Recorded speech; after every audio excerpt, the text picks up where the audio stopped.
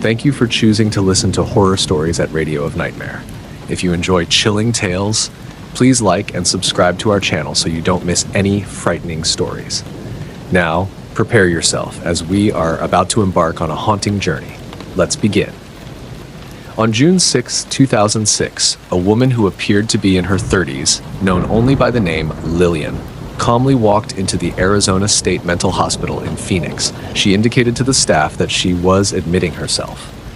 When asked why, she responded that she would not explain until she had spoken with a therapist.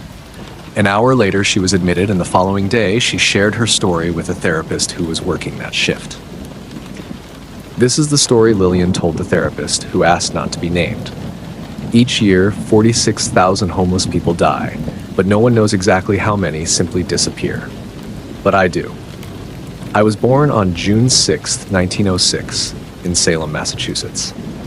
Life was good for a while, coming from an upscale family that took everything for granted, until 1929. I can still vividly remember my father coming home on the evening of October 30th. We were all seated at the dinner table as usual, waiting for him. When he walked through the door, his head was down, and he looked as if someone had snatched his soul. He was usually a charismatic, energetic man, but I didn't recognize this person. Instead of sitting down to eat, he calmly hung up his hat and jacket, said nothing, then walked upstairs to his room. We all exchanged concerned glances as my mother stood up to check on him. Suddenly, we heard a loud bang that seemed to shake the very foundation of our house. I lowered my head and started crying. Even back then, I was smart enough to understand what had just happened. My mother shouted, "Paul, what was that?" as she rushed down the hallway and up the stairs. My siblings simply stared at me with confused expressions until David, my younger brother, spoke up, asking, "What happened, Lilian? What was that loud bang?" I said nothing as I continued crying. Our mother's screams rattled us as she cried, "No, no, no! My Paul!" My siblings scrambled from the kitchen table and ran upstairs. I can still hear their hysterical cries in my head to this day. I sat at the dining table for hours, never moving. I never saw my father again. We buried him a few days later, and the following week we discovered why he had taken his life. He'd lost everything in the crash the day before, and we were left with nothing. It wasn't long before we were forced to leave our house and fend for ourselves on the streets. My mother was an orphan with no family to speak of, and my father had all but disowned his siblings over financial disagreements. We had no one we could turn to for help, as most of the people we knew had also lost everything. As winter approached, my mother spent the last of our savings, and we traveled south, hoping for a new start where the weather was warmer. Little did she know that our descent into despair was just beginning. After some time, we arrived in Birmingham, Alabama, and stayed in a homeless shelter.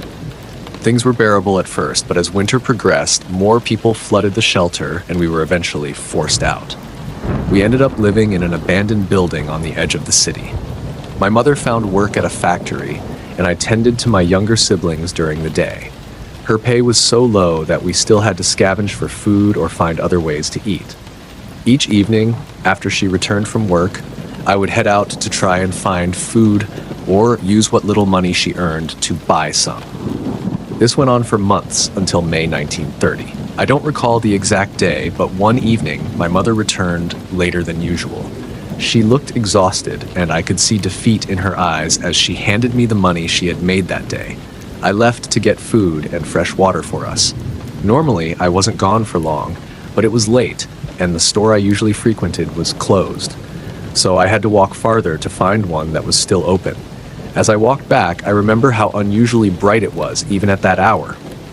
I looked up into the sky and saw the full moon above the buildings. I couldn't recall the last time I had noticed a full moon. At that moment, an eerie feeling washed over me. I felt an overwhelming sense that something was wrong. My ears started ringing, and I paused, looking around, but the street was empty and silent. I quickened my pace, eager to return home. When I reached the building where we were staying, I heard loud murmuring and thought it was just my siblings fighting. I stopped and lit a candle before going up the stairs. As I climbed to the 4th floor, I heard the horrific shrieks of my family. I dropped everything except the candle and sprinted down the hallway toward our room. As I got closer, I saw that the room was pitch black. Rushing into the room, something knocked the candle out of my hand, but not before I caught a glimpse of what I thought was some kind of beast, something I had never seen before and could not believe existed. I was hit so hard that I was thrown across the room and knocked unconscious. In that unconscious state, I had the most horrific dreams. It felt like I was looking through the eyes of something that wasn't me. I was hunting a young couple walking down the street, and just as I was about to pounce on them, I jolted myself awake. I jumped up, looking around frantically for my family, but they were gone. Only red stains remained where they had been. I looked down at myself and noticed my clothes were torn and covered in dried blood, yet I had no injuries or wounds. I scoured the entire building, hoping to find some trace of them, but there was nothing. Apart from my father's death, this was the worst day of my life. I was so overwhelmed I couldn't even cry. I sat in that blood-stained room all day, thinking about what to do next. I knew that going to the police would accomplish nothing. With no evidence other than the bloodstains, they might even blame me for what had happened. I made the decision to make my way to the coast and catch a boat to Europe. There was nothing left for me in America. But before leaving, I needed more water and food, so I went out again that night. As I walked down the street, I began to have what felt like a vivid, lucid dream. Once again, I was looking through the eyes of something that was not me. This time, I was in a bedroom with 2 sleeping children. I slowly crept up and stared at them for several moments before tearing them apart. In my mind, I screamed at myself to stop, but I had no control over my actions. I was about to eat pieces of them when, suddenly, I woke up and found myself back in the blood-stained room. I screamed out, horrified, as I looked down to see that I was wearing different clothes than before. This can't be happening. Why? Why? I cried aloud to myself. Without wasting any more time, I left Birmingham that day. After 3 days of walking and hitching rides from strangers, I arrived in Mobile.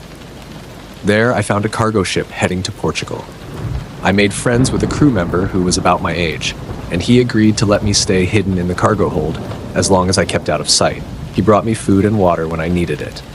I have no idea how long the journey took, but it was long, and I never left the cargo hold. When we finally arrived, he helped me sneak off the ship, and I never saw him again. My first few days in Portugal were rough. I didn't speak or read the language. I slept on the streets, eating leftovers from garbage bins until I found a homeless shelter that took me in. One evening, as I sat down to eat, I noticed a man several tables away staring at me intently. He looked to be in his 50s, and his gaze was so intense that I initially thought he was just being creepy. But eventually, he got up, walked over, and sat down across from me. "I've never met another one from America," he said in a thick accent I couldn't quite place. Confused, I looked at him and replied, "What are you talking about?" "How did you know I'm from America?" He studied me for a moment before saying, "You must have turned recently. In time, you'll learn to sense others like us. I could smell it on you the moment you walked in." "Turned into what?" I asked, still baffled. "Were you recently attacked by something you can't explain?" he asked. I sat there in shock, unable to believe that he somehow knew. Eventually, I managed to nod and say, "Yes, whatever it was, it killed my entire family, leaving only bloodstains." He nodded slowly and said, "And now you've become one." "One what?" I asked, almost too afraid to hear the answer. He leaned back and spoke softly. "We've been called many names over the centuries. To some, we're death incarnate. To others, we're mistakes of God himself." We sat in silence for a while before he finally asked, "When was the last time you were outside under a full moon?" I paused, thinking back to that night in America. "It was the last time I saw my family," I replied, "and I had the most horrific, sadistic dream I've ever experienced. It felt so real." "That happens in the beginning stages," he explained. "You don't fully understand what you are yet, but I will show you things that were never shown to me." Even before he spoke, I could feel that something had changed within me. My senses were sharper, my body felt stronger, and I had cravings I'd never experienced before. After we finished eating, he stood up and said, "Come with me." I hesitated, but instinctively felt like I could trust him. We walked outside, and he looked up at the sky before saying, "The next full moon is in 7 days. That's enough time to prepare." "Prepare me for what?" I asked, a mix of fear and curiosity in my voice. He grinned slightly and replied, "You'll see." We spent the night wandering the streets of Lisbon. He talked for hours, sharing stories and explaining things I needed to know. What we were, the history of our kind, what sustained us, and what could kill us. It all felt surreal as he laid it out before me. I had heard stories of creatures in the shadows as a child, but never believed them. Now I was living one of those tales. He explained that there were people who hunted our kind, people who would kill us without hesitation if they found us. We spent the next 6 days keeping a low profile. The day before the full moon, he said to me, "Every full moon you must kill. But who you kill is of utmost importance. You must target those who won't be missed or searched for, the homeless. Choosing wrongly will bring unwanted attention, and that will lead to your death." Only then did I realize why my family had been killed. Instead of feeling grief, a new strength hardened my resolve. As evening approached on the night of the full moon, we positioned ourselves across the street from a crowded homeless shelter. When the shelter was full, the remaining people were turned away, seeking places to sleep elsewhere. We watched as a lone man separated from the group, heading off into the darkness. My companion whispered to me, "We'll follow him. Do as I do." We waited until the man was several blocks away from the city's lights. Then we started trailing him through the shadows. As the moon climbed higher in the sky, my body began to tremble. My companion leaned over and said, "Once the moon reaches its peak, you will transform. The full moon gives us life and power. Without it, we are nothing. Remember that." We continued following the man as he made his way to a secluded area on the city's outskirts, setting up a makeshift camp. My heart raced as I felt something inside me begin to change. My senses sharpened to an unnatural degree, and a primal hunger took over my mind. Finally, my companion looked up at the sky, then down at me, and whispered, "It's time, my child." At that moment, I felt myself slipping away as if I were looking through the eyes of something else entirely. I was aware of what was happening, but I could no longer control myself. My instincts drove me forward as I crept up to the sleeping man. Together, we tore into him, consuming every piece until only blood-soaked clothing remained, which we later disposed of to leave no trace. It all happened so quickly that the man never knew what took his life. That night was a turning point. I accepted what I had become and embraced my new existence. For decades, my companion and I roamed across Europe and parts of Asia, with him teaching me how to survive and imparting the knowledge I needed to protect myself. He warned me about hunters, people who had devoted their lives to tracking and killing our kind. We kept a low profile, choosing our victims carefully to avoid drawing attention. 40 years passed, and I finally decided it was time to return to America. My mentor chose to stay behind, preferring the old world over the unknown. Saying goodbye to him was harder than I expected. I knew I would never see him again, but I had a longing to see how my home country had changed after so many years. By then, traveling was easier. I took a plane, something that would have been unimaginable decades earlier. What used to take weeks or months now took hours. I landed in Seattle and spent the next 10 years working my way down the coast, eventually settling in Phoenix. Over the years, I killed countless people with no remorse, women, children, the young, the old. It didn't matter to me, but for some reason, the last one left a mark on my soul, one that I couldn't shake. It happened one night when I had been following a mother and her 2 young children. They were living in an abandoned house, isolated from anyone else, which was perfect for a kill since no one would hear their screams. As the moon peaked, I entered the house, hearing them talk and laugh in one of the rooms. I paused for a moment, something I hadn't done in years. But the hunger soon overpowered me, and I pushed forward. The look of terror on their faces as I entered the room will stay with me forever. They screamed as I lunged at them, quickly dispatching the mother before turning on one of the children. As I moved toward the last child, I caught a glimpse of his face and froze. He looked exactly like my little brother, David. For the first time in decades, I felt something other than hunger and survival instincts. I hesitated, almost losing control of myself, but in the end, the urge overtook me. I killed him, just as I had done with so many others before. But this time, something inside me shifted. After I finished, I left the house and transformed back into my human form.